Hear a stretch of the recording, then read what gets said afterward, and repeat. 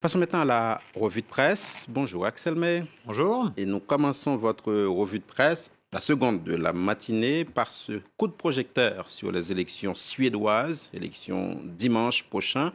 L'extrême droite pourrait faire une poussée dramatique. Alors, je propose d'abord de jeter un coup d'œil à la presse suédoise. Svenska Dagbladet publie les derniers sondages. Vous allez les voir. Si l'on regarde les trois graphiques les plus élevés, en rouge, ce sont les sociaux-démocrates du Premier ministre sortant, Stefan Löfven. En bleu, les conservateurs d'Ulf Kristersson. Et en jaune, les démocrates de Suède de Jimmy Åkesson, qui sont en fait, ces démocrates de Suède, un parti anti-immigration. Alors, si l'on se fie aux intentions de vote, il faudra donc faire des alliances pour gouverner après les élections de dimanche. Dagens Nyheter recense ce qui oppose les différents partis, économie, emploi, environnement, éducation, sécurité ou encore immigration. L'immigration qui est au cœur de la campagne. Regardez la une de La Croix. Un vent d'extrême droite. Les élections générales devraient être marquées par une forte poussée des démocrates de Suède qui ont progressivement imposé leur ligne anti-migrants. On s'attend au chaos. Personne ne peut prévoir ce qui va se passer, craint un politologue de l'université de Malmö, interviewé par le quotidien chrétien. La méthode Åkesson, du nom du leader du parti extrémiste, s'est en tout cas révélée redoutablement efficace au fil des années, poursuit La Croix. Le jeune homme aux airs de gendre idéal a pris, avec ses petites lunettes et ses cheveux gominés, a pris la tête du parti en 2005. Il a systématiquement écarté les membres les plus virulents au moindre dérapage verbal. Et pour l'opinion, la Suède est un cas d'école du vote social contre l'immigration. Vous voyez ici la photo d'Axon. Le royaume nordique compte 10 millions d'habitants, dont près de 2 millions nés à l'étranger, soit 18,5% de la population. Et le modèle social suédois ne peut pas supporter économiquement un taux d'immigration aussi élevé, assure dans les colonnes du journal libéral L'Opinion l'économiste suédois Tino Sanandaji, qui est lui-même d'origine étrangère, d'origine iranienne. Mais je rappelle que notre focus est consacré à ces élections en Suède. L'extrême droite toujours, mais cette fois vue de Belgique. Avec la une du quotidien Le Soir, le racisme, ça ne passe pas. Cécile Djunga, présentatrice météo à la RTBF, la chaîne publique francophone, a dénoncé mercredi soir sur Internet les insultes dont elle se dit victime. Au même moment, la chaîne VRT, qui est l'homologue chez les Flamands de la RTBF, a diffusé un reportage sur un groupuscule flamand où les propos racistes sont constants. Notre pays fait-il face à une montée du racisme, à une libération de la parole, s'inquiète Le Soir.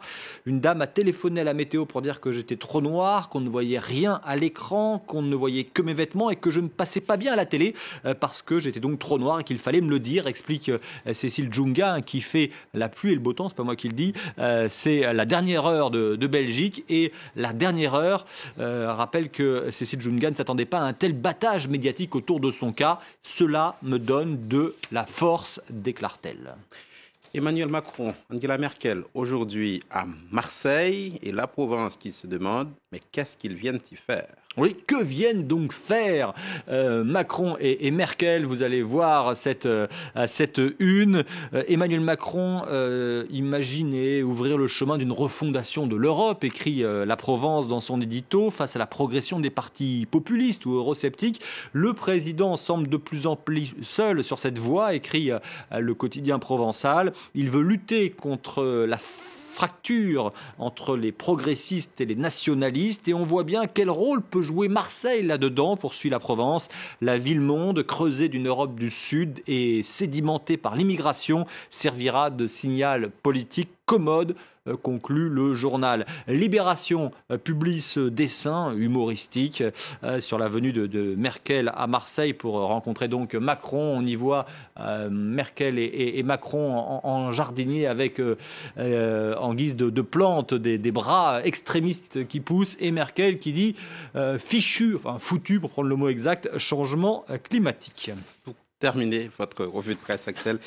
Cette pétition contre les chasseurs français dans une célèbre enseigne de sport, de quoi est-il question ? Vous connaissiez, j'en suis sûr, le célèbre slogan de Décathlon, à fond la forme. Eh bien, le Parisien aujourd'hui en France le transforme en à fond la chasse.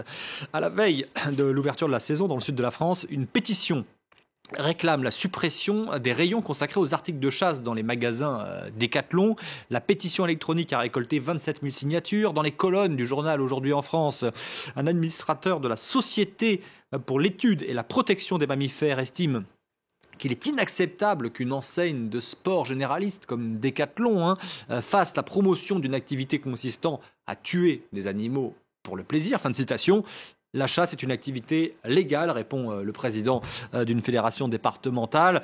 Qu'un groupe de pression essaye d'empêcher un magasin de vendre les articles est aberrant et ce serait une atteinte à la liberté de commerce. Article donc à lire dans Le Parisien aujourd'hui en France. Cela dit, il n'y a pas un dicton qui dit un chasseur chassant sans sachant chasser sans son fusil n'est pas un vrai chasseur?